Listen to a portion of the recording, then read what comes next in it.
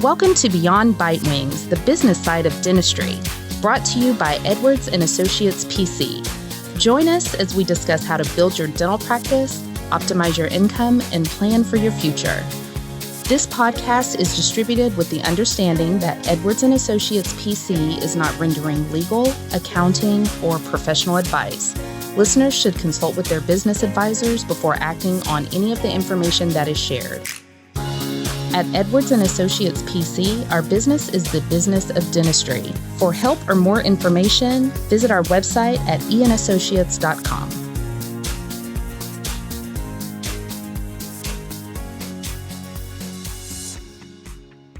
Hello and welcome to another episode of Beyond Bite Wings. Today we have a very special episode and quite honestly very applicable to the time when we'll be releasing it. And we're going to call it Fresh Out of Dental School. In the studio here, we have Robert, and my name is Ash Fezula. Now, how should we start this episode, Robert? Well, I think we just start talking about any of the considerations that a recent dental school graduate might have. And I think you've heard from some of our clients some questions. I know one thing a lot of them are wondering about is, well, two things probably. One of them is they're looking for their first associate contract. What kind of things should they consider? I know it's interesting. Just in the last few days, I've seen a couple of contracts that were very contrasting in style. One of them was literally 3 pages long, and the other one was literally about 17 pages long. So wow. What in the world could be that different about associate contracts? And I think the first one was written, honestly, I think it was written by a doctor because he didn't want to pay an attorney to do it. And of course, it omitted a ton of things that should have been included, but that was probably to the advantage of the associate. One big thing that was omitted was a restrictive covenant. And so in that case, the associate could literally go across the street and start his own practice and compete against the doctor he had been working for once he establishes a relationship with those patients. So it's very important that things like that be included in contracts.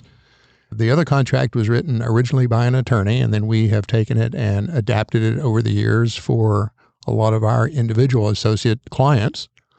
And it pretty much is written from the standpoint of protecting both the associate and the doctor. It's a win-win situation. And that's pretty easy to do if you have the cooperation of both parties. So I think that's a big concern. Another big concern about recent graduates is, when can I start my own practice? When should I start my own practice? Am I going to be able to borrow money? How much of a down payment am I going to have to put down on my practice? So those are a lot of questions I hear all the time. What about you? What do some of the clients ask you about? I see. No, those are all valid concerns, it seems like, because now that I think about the questions that I get asked, one of them that I recently got asked was actually in relation to the associate agreement that you mentioned. He wasn't really sure what kind of things to pay attention to in that agreement. So what would you say, in your experience, some of the things that they need to pay attention to and see if they're actually favorable for them before they sign the agreement? Well, a lot of times the things that I see that are omitted most often are allowances for continuing education or specifically setting forth the terms of taking time off, whether it's PTO, vacation, sick, or just, whatever. A lot of times those issues are just completely left out of the contract because nobody thought about them.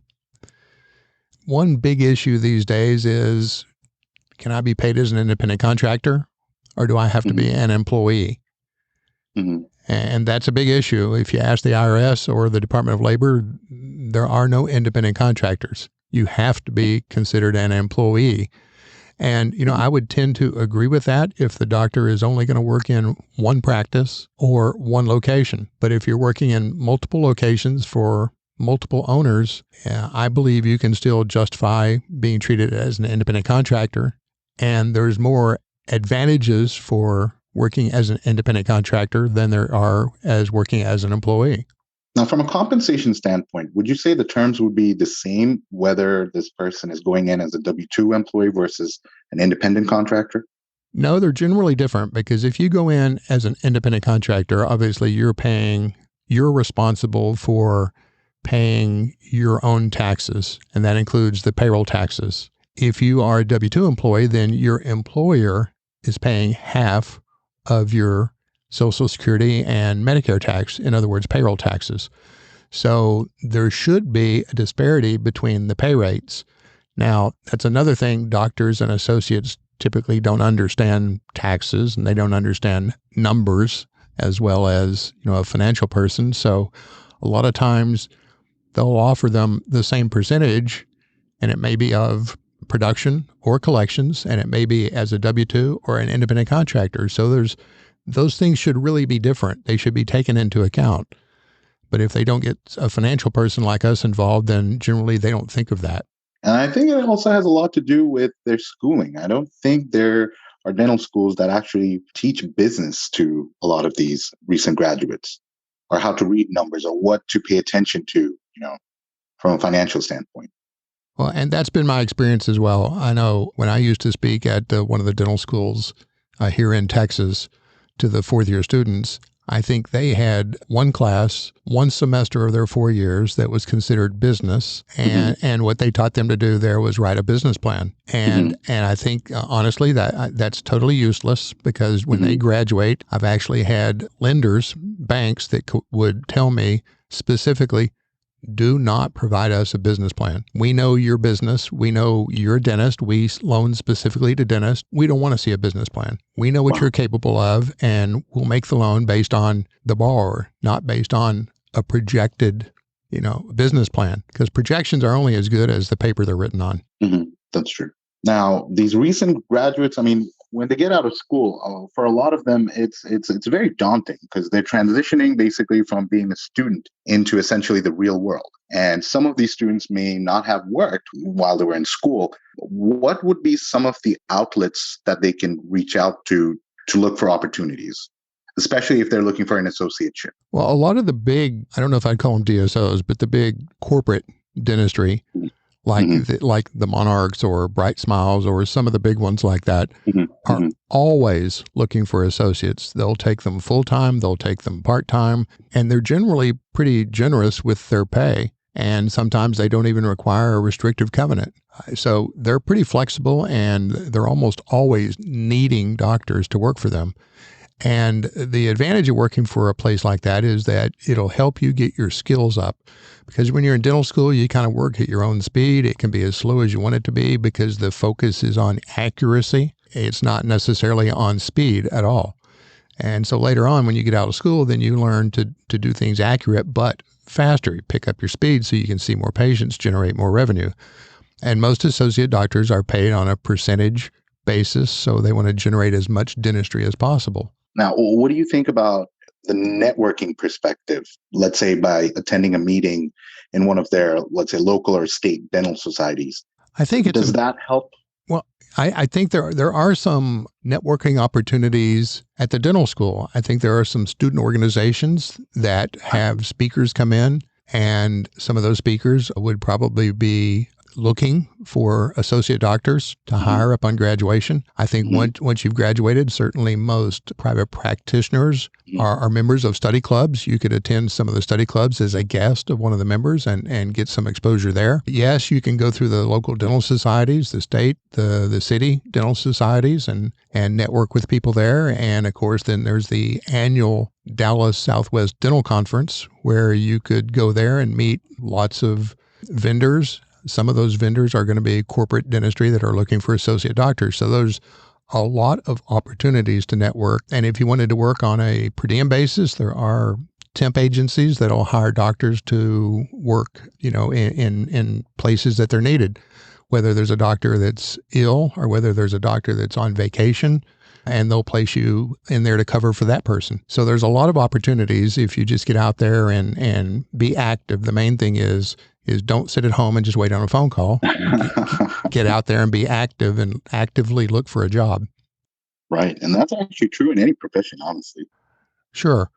Now, the other thing I also want to go over with you, especially regarding associates, how important do you think it is for an associate to learn other skills, like from an operational standpoint, and not just, the services that they provide, especially if they're planning on opening up a practice of their own someday?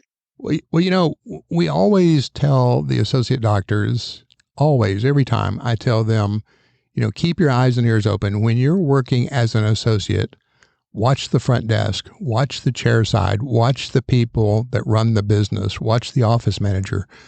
Be like a sponge. Absorb as much information about the business as you can. But then it's a catch-22. Do they spend a lot of time learning, or do they spend a lot of time doing dentistry? And of course, doing the dentistry generates the income, right? So that one wins out every time, because I can't tell you how many times a doctor has worked someplace 2 or 3 years. Now they're starting their own practice, and they tell me, I know nothing about running a business, because they weren't paying attention during the 3 years they were an associate. They were just doing dentistry. And I think that's the biggest mistake, or the lack of focus that a lot of the young doctors make, is not also spending some time trying to learn the business of dentistry. That makes sense, because in the long term, if they are paying attention to other things aside from just the work that they have to do, especially from an operational standpoint, they can essentially reduce their learning curve when they do start their practice. And it'll probably even be easier on their teammates, because they'll know exactly how the doctor wants this practice to be run, what are the core values, and they'll be able to adapt to them sooner than later. Well, and it'll be a whole lot less stressful for them and less overwhelming, because they won't be learning because they have to. At this point, they will have already learned that and be able to implement it. And there's a big difference between learning things because, you're going to go bankrupt if you don't, or implementing things that you already learned when you were an employee somewhere else. So if they would just spend some time paying attention to the business of dentistry while they're an associate, it'll pay off in dividends later on. Of course. And you actually, mentioned something very relevant and important. It's the values. I think it's also necessary for associates to find a place to work where they share similar values with them, and something that they can probably carry on to their practice when they decide to open one. Well, that is important. And there are a lot of matching services out there. I say a lot. There's some matching services out there that will actually give the doctor and the associate a personality traits test and see if they're compatible. Because, the last thing, well, let me say this. 80% of all the associateships don't work out. That's per the ADA. And a lot of times the reason they don't work out is because the doctor was too desperate to hire someone and he just took whoever walked in the door. If they're more compatible, and if they do some of this testing first to see if they're compatible in practice styles and in personalities, then they will last longer and work better together. Of course, that makes sense. And what do you think about, an associate who was given the opportunity to maybe join in as a partner? You mean buy in later on? Buy in, basically. Is that something that you will condone, or would you, especially if there was no personality test done before, the associate was hired? Well, if there wasn't a personality test done when they were first hired, I would certainly strongly suggest that a personality test would be done before there's a buy-in, again, to make sure that they can continue to work together on an equitable basis. I have heard and seen of some cases where the associate doctor was just the perfect employee, and then when he bought in, all of a sudden he became Dr. Jekyll and just went crazy and went off on the staff, and they hated him, and ultimately that resulted in a divorce. I mean, they had to split up the partnership and get the doctor out of there, and that is incredibly difficult to do. Wow. Yeah, that's crazy. So a lot of considerations to be made by the new dentist, so to speak. Now, something else you did ask, you said, what about an associate buying in? Well, I think that's the logical choice. If you're a doctor and you have brought in an associate and you've learned to work with that person pretty compatibly over the past couple of years, and if you're looking then to sell part of your practice to someone, that's your logical choice, is that associate.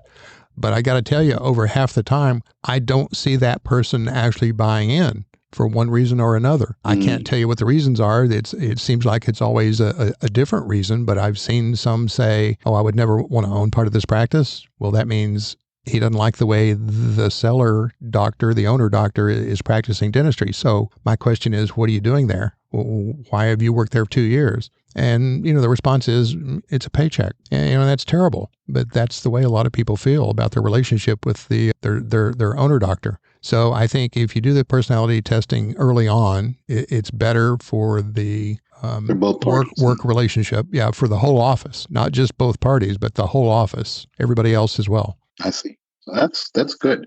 Now let's talk about the graduates that are thinking about starting their own practice right off the bat. Is it even possible? Because they have this giant student loan with them, and then if they want to start their own practice, most likely, if they don't have the cash to do so, they'll have to attain additional financing. Is it possible? And if it's possible, how much can they expect to get? Is it determined by how much they're currently making as an associate? Or if they're not even working, I mean, how would that work? So a lot of associates will, I don't know about a lot. A few associates will want to start their own dental practice right out of dental school, and that's pretty much impossible, with maybe a few exceptions. But the lenders that specialize in loaning to dentists want them to exhibit the ability to generate dentistry. So they want to see a minimum of 4 to 6 months of production at a certain level before they'll entertain the idea of giving that person a loan to start their own business. Now, generally, 6 months isn't very long. I like to see a couple of years experience. Most of the lenders will do it in as little as 6 months. If that doctor has exhibited the ability to produce a certain amount of dentistry, and I say a certain amount, it varies from lender to lender. But if you've shown that you can produce $25,000, $30,000, $35,000 a month in dentistry, then you're going to be able to get a loan to start a practice. And getting a loan to start a practice is pretty easy. The banks will loan over 100% of the amount necessary to build out a leased space and equip it to start seeing patients. Oh, wow. And I say, would they need to have any residual money in their account before they apply for the loan? Don't need to have any assets really to apply for the loan. They need basically we say, if you can fog a mirror, they'll make a loan to you. You're breathing and you can have a valid driver's license and a valid dental license, you can pretty much get a loan for $550,000. And the student loans don't really penalize you, whether they're $200,000 or $400,000. You're still going to be able to get that loan to start the dental practice. That's awesome. And with the rates out there today, it's generally a pretty favorable environment. It always has been, but because of the pandemic, we've seen a whole lot less startups in the last, 15 months than historically. And there are some additional hoops you have to jump through now to borrow the money, but it's still available. It's still being done. And although there are fewer, probably the ones that are getting started now are stronger than they would have been a year ago. Right.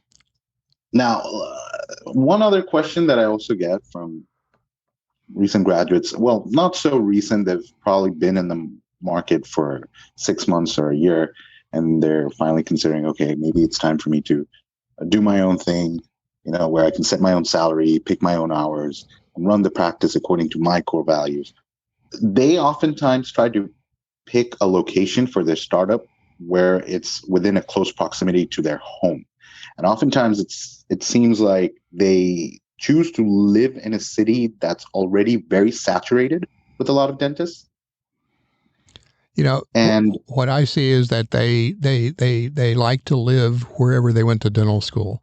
And I wish some of the recent graduates would move a little bit further out, maybe with an hour and a half drive away. There's a whole lot less competition, and they would have I think a more thriving practice with less competition. Right. Makes sense. Yes. But why do you think they're so opposed to that idea? I think they get comfortable in the area where they've been the last 4 years. They've gone to, let's say they've gone to dental school here in Dallas, and they live in Dallas, and they've developed a network of people they know in Dallas, and their friends are in Dallas, and so that's where they want to practice. Again, if they would move a couple hours away, they would have a whole lot less competition, probably a more thriving practice. easier to find a location that's viable for a practice, because the most important thing in deciding on where your practice is going to be is just like buying a house. It's location, location, location, because you're probably going to be there 20 years or more. So picking a location is really the most important thing, and there are companies out there that will help them pick the location for the practice. Yes. There are companies that specialize in working with dentists on finding locations for them to start practices. And they do it based on demographics. They can tell you how many dentists per capita there are in various different locations. And of course, you want to look for the lowest ratio so you can go there and have less competition. Of course, yeah, that makes perfect sense. And you actually, pointed out a very important point, which is being comfortable. I feel like a lot of our new graduates need to understand that in order, especially if you're planning on becoming a business owner, you need to find a way to get out of that comfort zone. Well, I know some consultants, one in particular that says, if you're comfortable, you're not creating results. So you're exactly correct. You have to get out of your comfort zone to create results, to create change. And that's important. And people need to think about that. And again, I see a lot of clients that come to me, a lot of new dentists come to us and ask, where should I expect to be in 5 years? And everybody thinks they can have $1 million practice in 5 years. But people get comfortable when they're making a couple $100,000 a year, and maybe they're generating $750, $800, $850 a year in collections from their patients. And at that point, they're comfortable and they quit pushing and they never get $1 million practice. Yes. So yeah, very important consideration to be made by the recent graduates before they decide. So a lot of factors go in. A lot of factors. Now, is there anything in particular that you may want our listeners to listen to before they decide to jump into this new world? Well, there's an overwhelming amount of information out there on starting your own practice, and I couldn't begin to tell you where to start, but there is just tons of information available on the internet or from other dental specialty CPAs like ours. And I think that I don't think you can really get a team involved too early in your career. Don't try to do things on your own. Don't try to reinvent the wheel. Go to someone else that's already invented the wheel and ask them for their opinion. Ask for help. Go out there and capitalize on other people's experiences. And get them to share their experiences with you and advise you or mentor you or whatever you want to call it. But take advantage, and I think it's better if you do that in person than if you get a lot of information over the internet. You can never be really sure how reliable some of the sources are on the internet. Absolutely. But there's a lot of information available, and it can come from any sources. What we try to do is we try to liaison with enough vendors that can help out our clients, that if someone comes to me and asks me a question, then I can tell them, to answer your question, go see this guy or go see that guy or go talk to that person. That's the best way. Get connected with someone that has connections that can really send you in the right direction to get answers to your questions if they can't answer them themselves. Right. So seek out for guidance, for help. It's okay to ask for help. Absolutely. And that's what we try to do to our clients. I tell everybody, don't think of us as your traditional accounting firm. Think of us as a financial advisory firm for dentists. That's what we do. That's right. That's who we are. Well, thank you so much again, Robert, for sharing all these helpful tips, pointers, and the information. I'm sure our listeners, especially the ones that are about to graduate or have already graduated, I'm sure they'll appreciate it all. Well, I hope it's helpful. And if anybody has any questions, tell them how to get in touch with us. Oh, of course. Yes. So if you guys have other questions or would want us to elaborate on anything that we talked about today, please feel free to reach out to us at info@eandassociates.com. Till then, you guys take care and have a good day. Great. Thank you.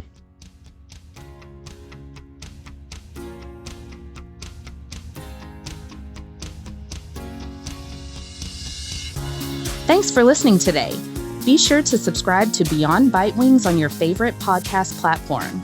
For more info, you can follow us on Facebook, Twitter, and LinkedIn, or reach out to us on our website, You can also shoot us an email at info@eandassociates.com.